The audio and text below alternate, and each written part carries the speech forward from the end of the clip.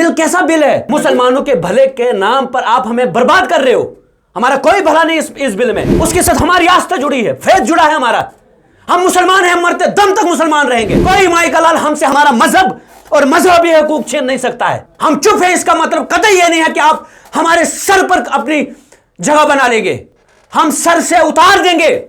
यह बात याद रखिए, नफरतों के बाजार को गर्म करना बंद करें। हम मुसलमान हैं, ला इलाहा इल्लल्लाह मोहम्मद रसूलुल्लाह के मानने वाले हैं, और हिंदुस्तान में हम नफरतों को जगह नहीं देंगे। आई बेट, सच में अगर सुनीता विलियम अगर हिंदुस्तान में आज होती तो वो औरंगजेब की कब्र खोद रही होती। शर्म नहीं आती है तुम्हें? नफरतों के बाजार को गर्म करके हिंदुस्तान को जलाना चाहते हो। आपने तो हिंदुस्तान को कहां से कहां पहुंचा दिया। मुसलमान मैं हूं भाई, मैं महसूस करता कि मेरे साथ अच्छा हो रहा है। आप किसके कहने पर कहां से ये नैरेटिव लेकर आते हैं कि मुसलमानों का भला, मुसलमानों का भला? जो भी बिल लेकर आते हैं मुसलमानों का भला। आप इतना मुसलमानों का भला करना चाहते हैं तो वो बेरोजगार मुसलमान नौकरी चाहते, उसको रोजगार क्यों नहीं दिया जा रहा है? पैरों तले रोंदा जा रहा है, मस्जिदों पे तरपाल लगाए जाते हैं, धमकियां मिल रही हैं, गौ हत्या के नाम पर हमें लिंच किया जाता है, और आप कहते हैं कि मुसलमानों का भला करना चाहते हैं। आप क्या सोचते हैं? अरब में जाकर मुसलमानों के तलवे चाटते हैं आप, और हिंदुस्तान के मुसलमान का जीना आपने हराम करके रखा है। क्यों? हम बाइज्जत शहरी हैं, हम भीख नहीं मांगते आपसे। आप हमें कुछ दोगे, हम खा लेंगे, हम अपना कमाएंगे, इस मुल्क के साथ आगे बढ़ेंगे। इस मुल्क की फौज को हमारी जरूरत पड़ेगी, मुल्क की फौज के साथ खड़े होंगे। इस मुल्क के हिंदुओं को हमारी जरूरत पड़ेगी, हम उनके साथ खड़े होंगे। पाकिस्तान पर अटैक करना, हम साथ खड़े होंगे अपनी फौज के।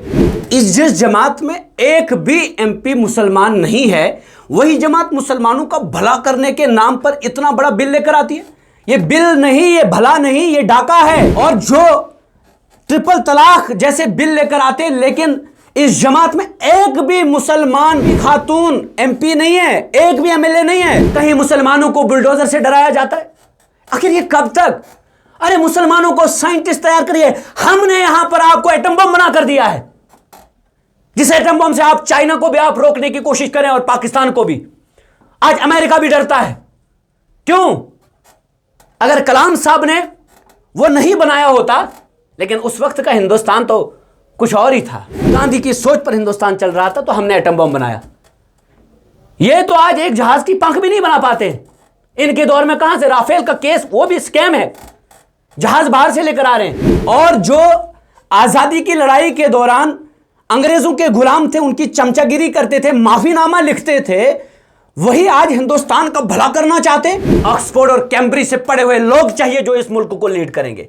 तभी जाकर हम सुनीता विलियम जैसे लोगों की रिस्पेक्ट करेंगे और उनको सपोर्ट कर सकते हैं। वरना ये चाय वाले हमें पता नहीं कहां चाय की तरह हमें उबाल देंगे।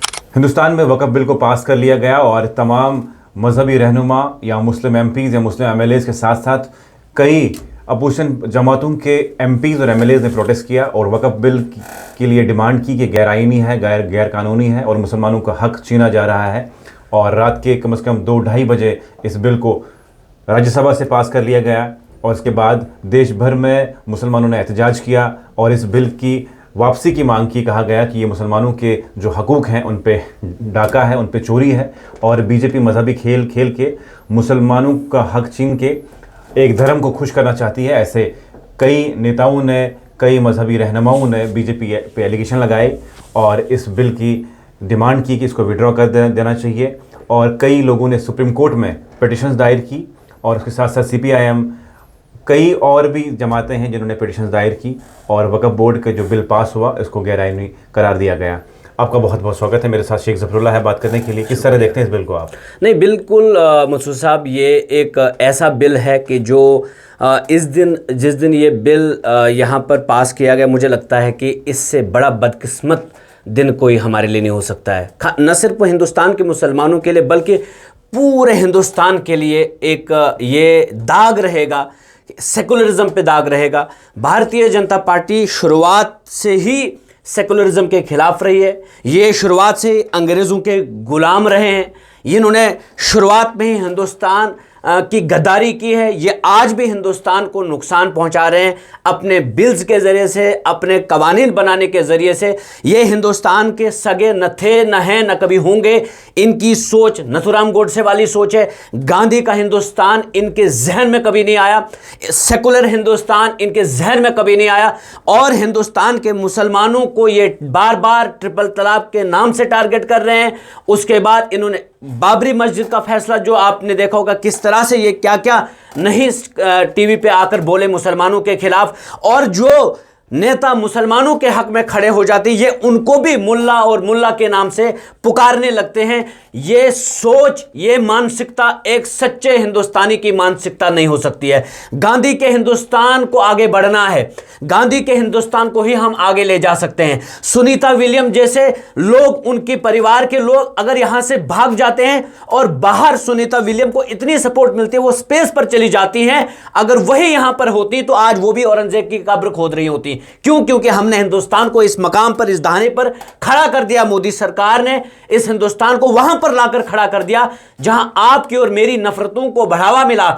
नौकरियां नहीं मिली, यहां पर भाईचारे को नहीं बढ़ावा दिया, नफरतों को पनाह दी। यहां पर ईद और दिवाली के दिन सवैयां बांटी जाती थी, हिंदू और मुसलमान आपस में मिल बांटकर लड्डू बांटते थे, वो मिल बांटकर ये त्योहारें मनाते थे। आज मस्जिद के ऊपर तरपाल लगाया जाता है, आज होली के दिन मस्जिद के ऊपर तरपाल लगाया जाता है और कहा जाता है कि आप एक दिन नमाज ना पढ़ें। ये कौन सी सोच है, ये कौन सी मानसिकता है? ये गोडसे वाली मानसिकता है। वही गोडसे जिसने यहां के बापू की हत्या की है, जिसने महात्मा गांधी की हत्या की, जिस महात्मा गांधी की वजह से आज पूरे विश्व में हिंदुस्तान को जाना जाता है। ये मोदी की वजह से नहीं जाना जाता हिंदुस्तान, ये महात्मा गांधी की वजह से। और जहां जहां पर भी हाथ फहराया मोदी साहब ने, उस जगह पे विनाश ही विनाश हमने देखा।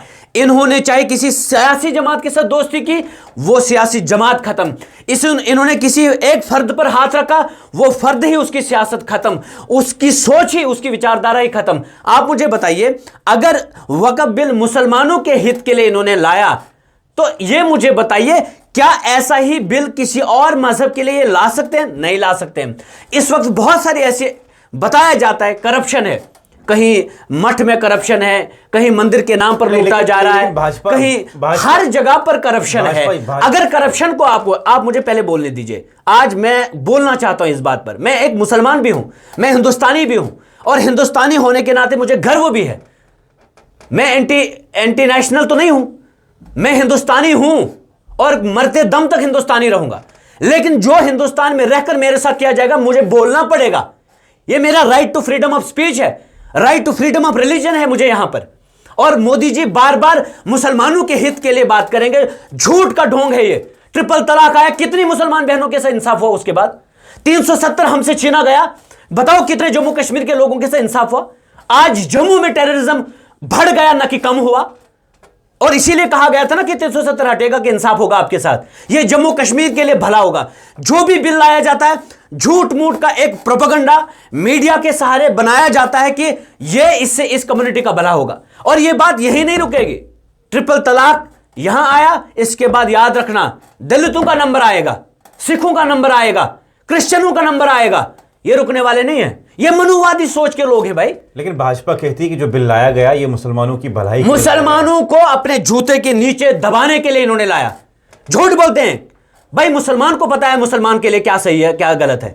आप कौन होते हैं डिसाइड करने वाले? मोदी जी को क्या पता है कि मुसलमान क्या चाहता है क्या नहीं चाहता है? वो चंद और खरीदे हुए लोगों को बिठाता है टीवी पर और अपने आसपास और कहता है ये मुसलमान है। वो मुसलमान कहेंगे कि जिनको मुसलमान का एबीसीडी नहीं पता, जिनको मुसलमानों के बारे में कुछ भी नहीं मालूम, वो कुर्सियों की लालच में आपकी चमचागिरी करते हैं और आप आकर टीवी पर बोलते हैं मुसलमानों के भले के लिए। बताइए ना मुझे कि ट्रिपल तलाक से कितनी मुसलमान बहनों के साथ इंसाफ हुआ? बताइए मुझे। आप मुझे बताइए नौकरियां कितनी मिल रही हैं? आप मुसलमानों को कितनी नौकरियां दे रहे हैं? आपने माइनॉरिटी स्टेटस छीनने के लिए कोशिश की अलीगढ़ मुस्लिम यूनिवर्सिटी का। आपने जामिया के बच्चों को किस तरह से कैदी बनाकर रखा। आपने उमर खालिद को जेल रखा। आपने मुसलमान के तमाम एक्टिविस्ट, तमाम ऑर्गेनाइजेशंस को बैन करने की साजिश की है। आप मुसलमानों को भला चाहते हैं? अगर मुसलमानों को भला चाहते हैं, हमें महसूस होता मुसलमान मैं हूं भाई, मैं महसूस करता कि मेरे साथ अच्छा हो रहा है। आप किसके कहने पर कहां से ये नैरेटिव लेकर आते हैं कि मुसलमानों का भला, मुसलमानों का भला, जो भी बिल लेकर आते हैं मुसलमानों का भला। आप इतना मुसलमानों का भला करना चाहते हैं तो वो बेरोजगार मुसलमान नौकरी चाहते, उसको रोजगार क्यों नहीं दिया जा रहा है? पैरों तले रोंदा जा रहा है, मस्जिदों पे तरपाल लगाए जाते हैं, धमकियां मिल रही हैं, गौ हत्या के नाम पर हमें लिंच किया जाता है, और आप कहते हैं कि मुसलमानों का भला करना चाहते हैं। आप माइनॉरिटी स्कॉलरशिप मुसलमान बच्चों को मिलती थी, आपने वो तक छीनी हमसे। एक स्टेट जम्मू, पूरे हिंदुस्तान में मुस्लिम अक्सरियत वाली स्टेट थी, आपने उसके हालत क्या करके रखी। आज जो भी फैसला होता है गवर्नर लेता है, और वो एलजी जो यूपी में जिसको लोगों ने हराया उसको आपने हमारे सर पर यहां पर बिठा दिया। यहां का इलेक्टेड चीफ मिनिस्टर फैसले नहीं ले सकता है और आपका भेजा हुआ यहां पर एलजी फैसले ले रहा है। लेकिन आप ये मुसलमानों के साथ करना चाहते हैं ना। एलिगेशन लगे कि भाजपा का एक भी एमपी मुसलमान नहीं। एक भी, आप खुद सोचिए ना, आप हमारा भला करना चाहते हैं लेकिन आपकी जमात में कोई बीजेपी मंत्री नहीं है। आप हम पे हमारा भला करना चाहते हैं लेकिन पॉलिटिकली डिसएम्पावर करके। आप हमारा भला करना चाहते हैं लेकिन हमारी जमीनें छीन कर। अपनी जमीन दो, हम कहेंगे मोदी जी ने दान दी हमें, बल्कि जिन्होंने दान दी है वो जमीन भी छीनना चाहते हैं।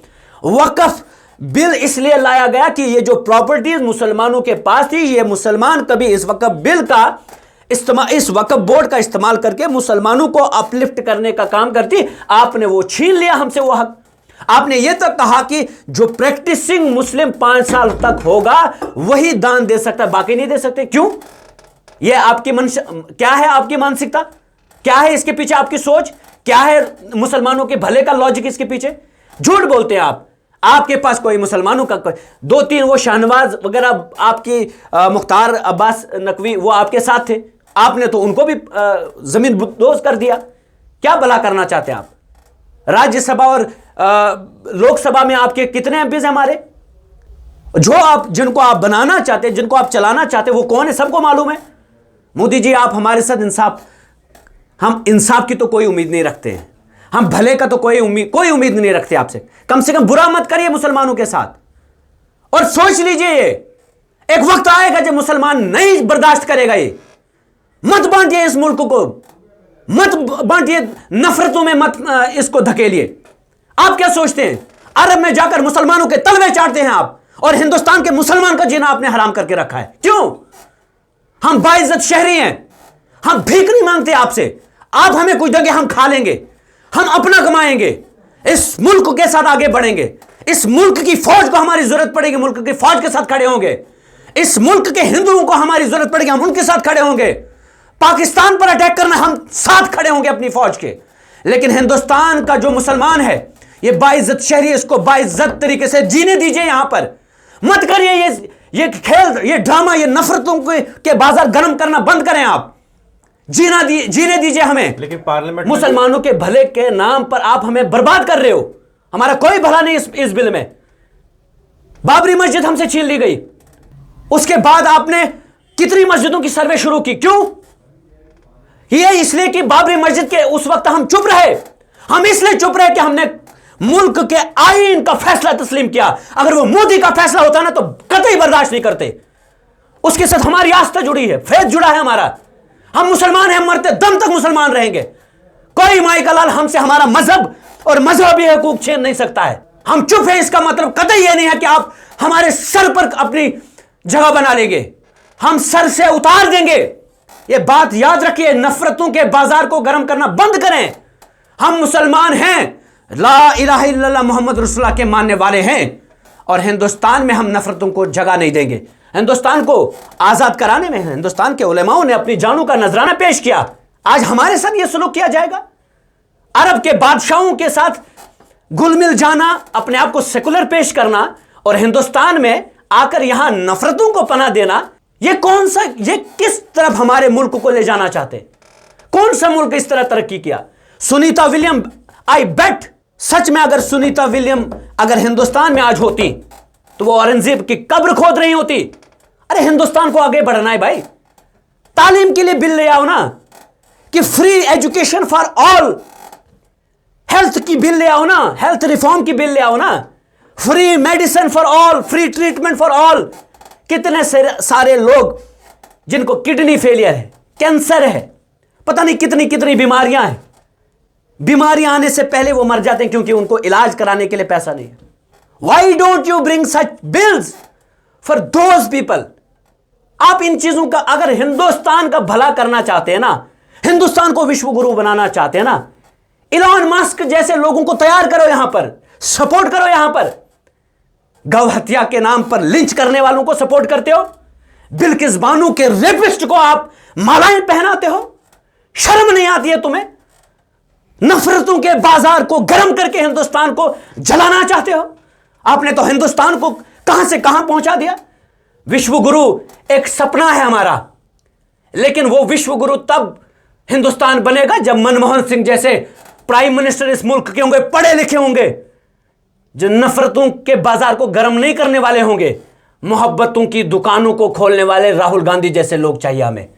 ऑक्सफोर्ड और कैम्ब्रिज से पढ़े हुए लोग चाहिए जो इस मुल्क को लीड करेंगे। तभी जाकर हम सुनीता विलियम जैसे लोगों की रिस्पेक्ट करेंगे और उनको सपोर्ट कर सकते हैं। वरना ये चाय वाले हमें पता नहीं कहां चाय की तरह हमें उबाल देंगे। खुदा की कसम, ये हिंदुस्तान वो वाला हिंदुस्तान नहीं रहा। अब इसमें नफरतों को जगह दी है। और मैं सैल्यूट पेश करता हूं हिंदुस्तान के उन नेताओं को जो मजहबी लाइन से हटकर हिंदुस्तान के मुसलमान के साथ खड़ा है। हिंदुस्तान के दलित के साथ भी अन्याय होता है। यह वही हिंदुस्तान है, मोदी का हिंदुस्तान, जिसमें एक बड़ी जाति के इंसान ने एक दलित के ऊपर पेशाब किया। लाइए ना बिल उसके लिए कि आज के बाद दलित के साथ न्याय होगा, इंसाफ होगा, जुल्म नहीं होगा। लाइए बिल। वो बिल नहीं लेकर आएंगे। क्यों? क्योंकि मनुवादी सोच है आपकी विचारधारा जो है ये गोडसे की है, जो गोडसे महात्मा गांधी का हथियारा रहा है, जिस महात्मा गांधी के नाम से पूरे विश्व में हिंदुस्तान को जाना जाता है, सैल्यूट किया जाता है, सलाम किया जाता है, और आप उसको पूजने वाले लोग हैं। आपने तो जंगे आजादी के दौर में आपने अंग्रेजों की गुलामी की है। आपने तो तब हिंदुस्तान के साथ एक जुल्म किया है, हिंदुस्तानियों के साथ जुल्म किया। तब तो मुखबिरी किया करते थे आप लोग, आपकी विचारधारा के लोग। क्या सोचकर आप आरएसएस के हेडक्वार्टर पे गए इस बार? कम से कम मुल्क के प्राइम मिनिस्टर की पोस्ट की इज्जत तो करिए। आरएसएस के चीफ मोहन भगवत को उनके पास जाना चाहिए था। ये दौड़कर चले गए, मेरी रिटायरमेंट रोक दीजिए, मुझे एक्सटेंशन दीजिए, मैं 75 का हो गया, मैं 85 का होकर भी नहीं छोड़ना चाहता हूं। ये कुर्सी का नशा है, और इस कुर्सी के नशे में हिंदुस्तान को मत जलाइए। हिंदुस्तान को हिंदुस्तान जैसा गुलदस्ता रहने दीजिए। इसमें हिंदू, मुसलमान, सिख, ईसाई, बौद्ध सब इस हिंदुस्तान की खूबसूरती है। क्या आपको लगता है सुप्रीम कोर्ट से इंसाफ मिल पाएगा? मिलेगा, 100% मिलेगा। ये तो बिल्कुल अनकॉन्स्टिट्यूशनल, कोई ऐसा कानून दुनिया में आपने देखा जो पर्टिकुलर किसी मजहब के लोगों से उससे छीनकर, उसकी जमीनें छीनकर उससे इंसाफ करने की बातें की जा रही हो? लेकिन भाजपा कह रही है आपसे मैं स्टूडियो छीन लूं, मैं कहूंगा कि इसमें मसूद साहब के लिए इंसाफ की बात है, आपके भले की बात है। आपको मैं यहां से निकालकर सड़क पर बिठा दूं, यह इंसाफ होगा आपके साथ? भाई ठीक है, मैं मानता हूं वक्फ बोर्ड में बहुत करप्शन थी, आप भी मान लीजिए, मैं भी, हर इदारे में करप्शन है। नीरू मोदी को नहीं ला सके ना, वो भी तो करप्शन के केस में बाहर भाग गया।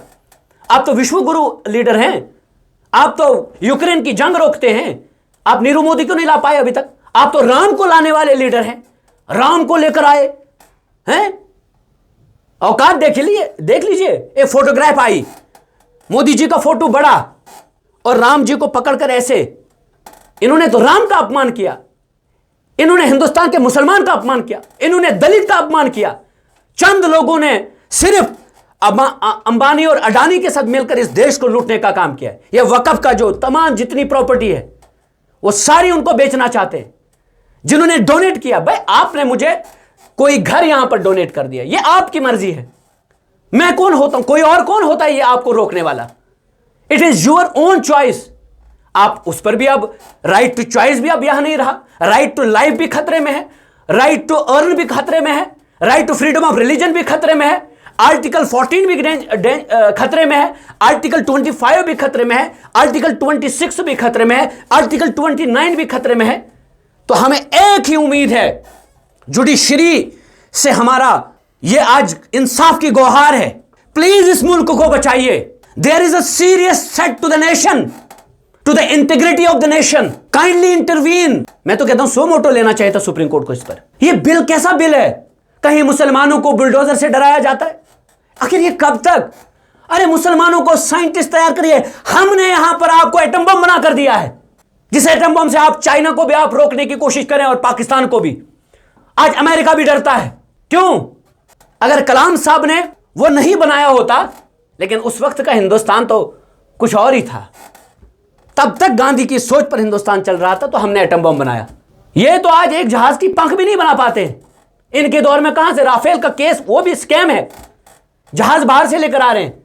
मेक इन इंडिया का नारा लगाया, उस पर कोई काम हुआ? नहीं हुआ।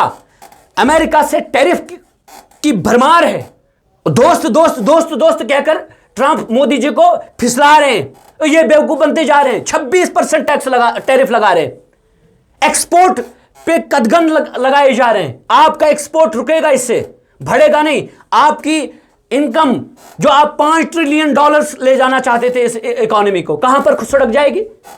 कहां पर आ जाएगी, खड़ी हो जाएगी? आप उसके बारे में बात नहीं कर रहे। आप श्रीलंका घूम रहे हैं, आप पता नहीं कहां कहां घूम रहे हैं। आपकी गलत नीतियों की वजह से आज बांग्लादेश हिंदुस्तान से दूर चला गया, वो चाइना के करीब हो रहा है। अरे it is a serious threat to the nation, to the integrity of the nation. आप इस पर बात नहीं कर रहे।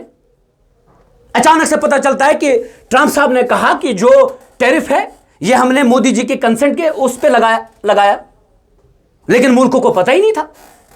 आप इन इश्यूज के बारे में बात करिए, मत छड़िए हिंदुस्तान के मुसलमान को। हम 25 करोड़ हैं, रुकिए अभी बात करने दीजिए। 25 करोड़ मुसलमान हैं हम। कितनों को मारोगे आप? कितनों को दबाओगे? कितनों को गुलाम बनाओगे?